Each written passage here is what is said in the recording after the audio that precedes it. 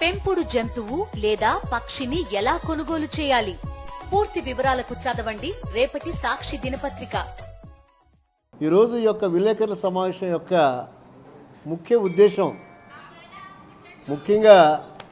ముఖ్యంగా ఈ యొక్క మన విశాఖపట్నం స్టీల్ ఫ్యాక్టరీ భవిష్యత్తు మీద గత 3-4 సంవత్సరాల నుంచి విశాఖ ఉక్కు ఫ్యాక్టరీని ప్రైవేటైజ్ చేస్తున్నారు అని చెప్పి భారతదేశంలో మన ఆంధ్రప్రదేశ్లో చాలా వదంతులు అలాగే అనేకమైనటువంటి విషయాలు మనం చూస్తూనే ఉన్నాం. ఈ మధ్యకాలంలో ఎలక్షన్స్ ముందు కూడా కూటమి నాయకులు శ్రీ చంద్రబాబు గారు అలాగే జనసేన నాయకులు పవన్ కళ్యాణ్ గారు బీజేపీ నాయకులు చాలామంది అందరూ కూడా విశాఖ ఉక్కు ఫ్యాక్టరీని మేము ప్రైవేటైజ్ చెయ్యం, మేము ఆపుతాం అని చెప్తూనే వస్తున్నారు.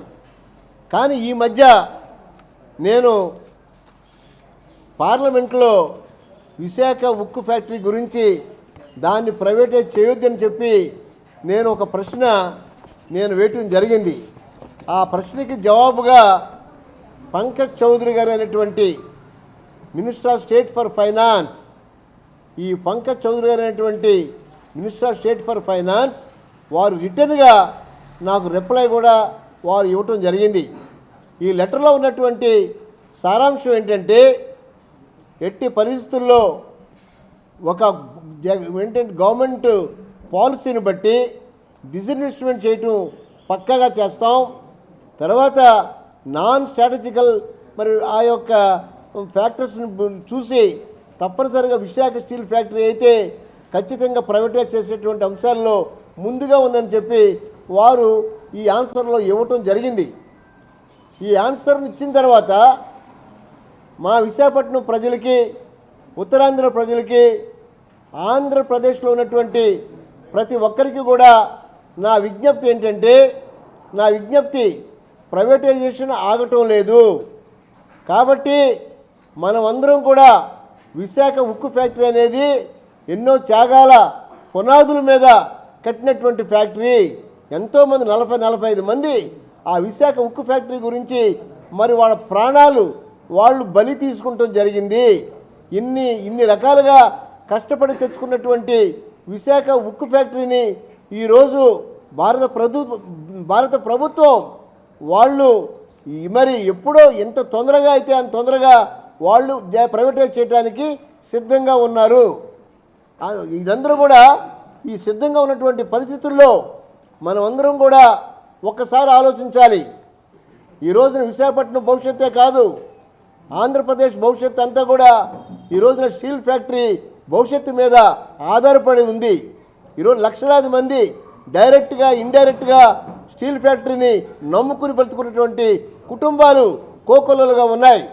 కాబట్టి నేను కోరేది ఒకటే, నేను ఈరోజు కోరుతున్నాను, ఈరోజు డిమాండ్ చేస్తున్నాను.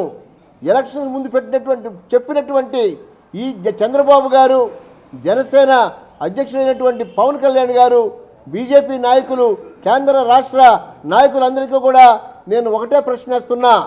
ఈ స్టీల్ ఇండస్ట్రీ మీద, ఈ యొక్క స్టీల్ ఫ్యాక్టరీ మీద మీ స్టాండ్ ఏంటో తెలియజేయాలి. మీ స్టాండ్ తెలియజేయకుండా మీరు కానీ ఆంధ్రప్రదేశ్ ప్రజల్ని, విశాఖ ప్రజల్ని కూడా మభ్యపెట్టినట్లయితే ముందు మా జీవితాలు బజారులో పడతాయి.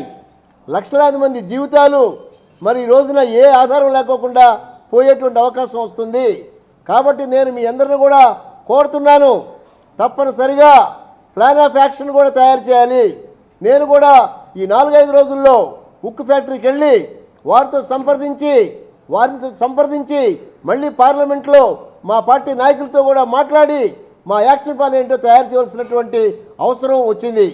కాబట్టి నేను ఈ రోజున ఈ యొక్క మరి ఉక్కు ఫ్యాక్టరీల కోసం పాటుపడేటువంటి నాయకులు, ప్రజల కోసం వారి గొంతునై నేను ఇక్కడ విశాఖపట్నంలోనూ పార్లమెంట్లో కూడా నేను ధ్వజమెత్తేటువంటి అవకాశం తప్పనిసరిగా వస్తుంది.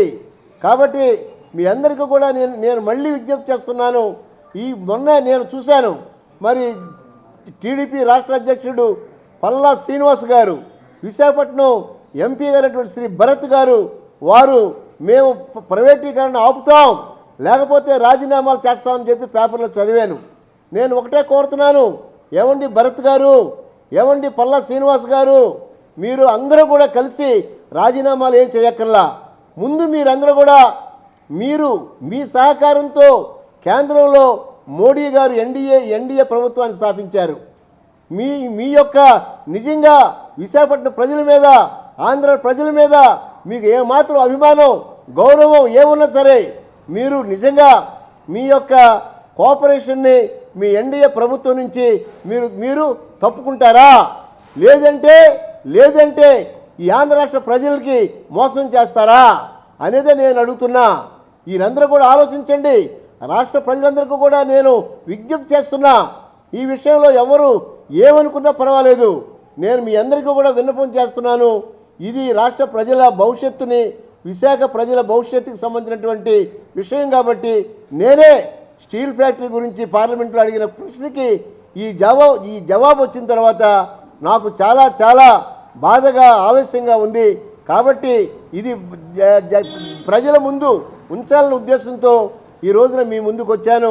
కాబట్టి విశాఖ ప్రజలందరినీ కూడా నేను కోరుతున్నాను, దీని మీద యాక్షన్ ప్లాన్, భవిష్యత్తులో ఎలాంటి యాక్షన్ ప్లాన్ తీసుకోవాలో మనమందరం కూడా కూర్చొని ఆలోచించి మనమందరం కూడా ముందుకు వెళ్ళకపోతే విశాఖ ప్రజల భవిష్యత్తే కాదు, దాన్ని నమ్ముకున్నటువంటి లక్షలాది మంది ప్రజల జీవితాలు ఈ రోజున రోడ్లు పడేటువంటి అవకాశం ఉంది. కాబట్టి దీని మీద ప్రతి ఒక్కరు కూడా ఆలోచించి తగిన నిర్ణయం తీసుకోవాల్సిందిగా మీ ద్వారా ఈ యొక్క కూటమి ప్రభుత్వాన్ని, కేంద్ర ప్రభుత్వం మోడీ గారిని, అలాగే ఈ యొక్క ప్రైవేటీకరణ ఆపాలనేటువంటి కోరుకున్నటువంటి ప్రతి ఒక్కరిని కూడా నేను మనవి చేస్తున్నాను. మనం అందరం కలిసి గొంతుగా కలిపి మనం విశాఖ ఉక్కుని ప్రైవేటీకరణ ఆపుదాం. మనం నిజంగా ఆ రోజున విశాఖ ఉక్కు ఆంధ్ర హక్కు అన్నారు. అప్పుడు విశాఖ ఉక్కు ఆంధ్ర హక్కు అనేది ఈ రోజున దానికి మరి నిజమైనటువంటి గాయం తగులుతుంది, జీవితాలతో ఆడుకుంటున్నారు.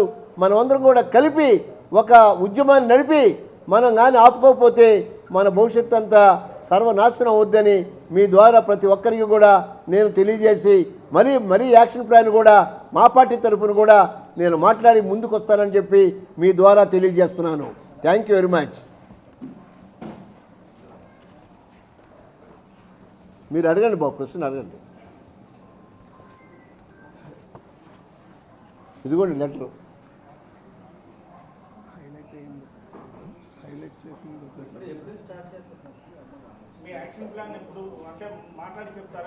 మాట్లాడి చెప్తాను.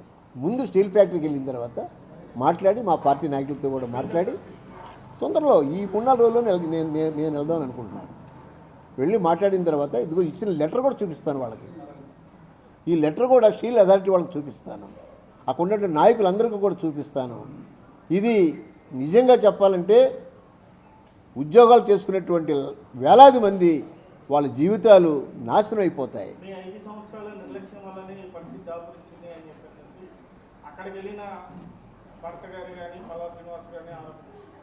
నేను ఒక మాట చెప్తాను. ఎందుకంటే మేము పనిచేసిన 5 సంవత్సరాల్లో కొన్ని ఉద్యమాలు చేశాం, కానీ ఫలితాన్ని ఇవ్వలా. నేను కూడా అప్పుడు నేను ఎమ్మెల్యేని, ఇప్పుడు ఎంపీని.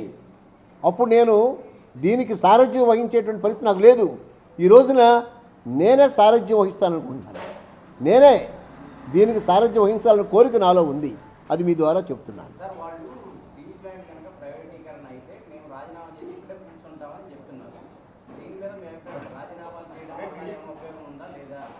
రాజీనామాలు చేయటం వల్ల ఉపయోగం లేకపోతే వాళ్ళ రాజీనామాలు ఎవరికి కావాలి? వాళ్ళ రాజీనామాలు కాదు మనకు కావాల్సింది విశాఖ ఉక్కు ప్రైవేటీకరణ ఆగాలి. ఆగటానికి ఏం చేయాలో చెయ్యాలి. మీరు అన్నారు కదా, ఒకవేళ అదే నిజమైతే వీళ్ళ సపోర్టుతోనే మోడీ ప్రభుత్వం నడుస్తుంది. అక్కడ ఈ ఎన్డీఏ సపోర్ట్ని వీళ్ళు వెనక్కి తీసుకోమనండి. ఎందుకు ఆగదో చెప్దాం. ఖచ్చితంగా అవుతుంది. అప్పుడు ఖచ్చితంగా 100% చెప్తున్నా. నేను పార్లమెంట్లో కూడా నేను ఇదే అడుగుతాను ప్రశ్న, తప్పనిసరిగా అడుగుతాను. నేను వదిలే క్వశ్చన్ లేదు. మీ అందరి ద్వారా నేనైతే మీ అందరికి మనవి చేస్తున్నాను. ఇంకా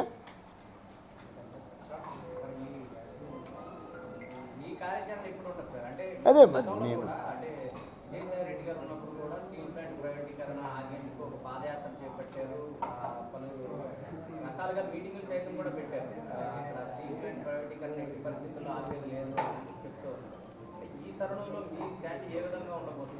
మా స్టాండు నేను పార్టీ నాయకులతో అడిగి చెప్తాను. నా స్టాండ్ మాత్రం వారి యొక్క ప్రజల గొంతుకై నేనైతే నడుస్తా, వారి అడుగులో అడుగేసి నడుస్తా. పార్లమెంట్లో కూడా నేను దీని మీద అనేక విషయాల్లో ముందుకెళ్తా. విశాఖ చెందినటువంటి ఎంపీని, నేను రాజ్యసభ సభ్యుడిని, విశాఖ నీళ్లు తాగుతున్నాను, విశాఖ భోజనం తింటున్నాను. గత 40 ఏళ్ళుగా ఉద్యోగం చేశాను, ఎమ్మెల్యే చేశాను, ఇప్పుడు ఎంపీ రాజ్యసభగా ఉన్నాను. రాజ్యసభ మెంబర్గా కూడా విశాఖపట్నంలోనే నేను నా డబ్బులు, నా ఫండ్స్ అన్నీ కూడా ఖర్చు చేస్తాను. పేద ప్రజల కోసం ఎవరైతే నిజమైనటువంటి ఆ యొక్క జెన్యూన్ ప్రాబ్లం ఉందో ప్రతి ఒక్కరికి కూడా నేను వారికి సహాయం చేయడానికి ముందుకు వస్తాను. ఏమ్మా అది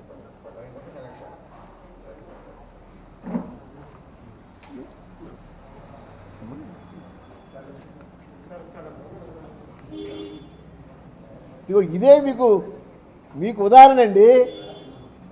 నిజంగా నేను చాలా బాధతో మీ అందరికి చూపిస్తున్నాను. మినిస్టరు ఒక సైడ్ నుంచి మేము ప్రైవేటైజ్ చేస్తున్నామని చెప్పి లెటర్ ఇస్తుంటే మరొక సైడ్ నుంచి మేము ఆపుతూ ఉంటున్నారు. ఎలా ఆపుతారు? అది నేను అడిగే ప్రశ్న.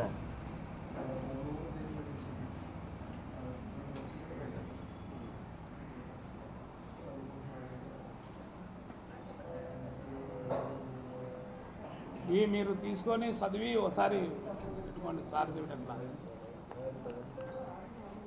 అఫీషియల్ లెటర్ అండి ఇది. మినిస్టర్ అఫీషియల్ లెటర్, నాకు రిప్లై ఇచ్చిన లెటర్. నేను ఇది మీ అందరికీ ఏంటంటే ఆఫ్ ది రికార్డ్ చెప్పొచ్చా?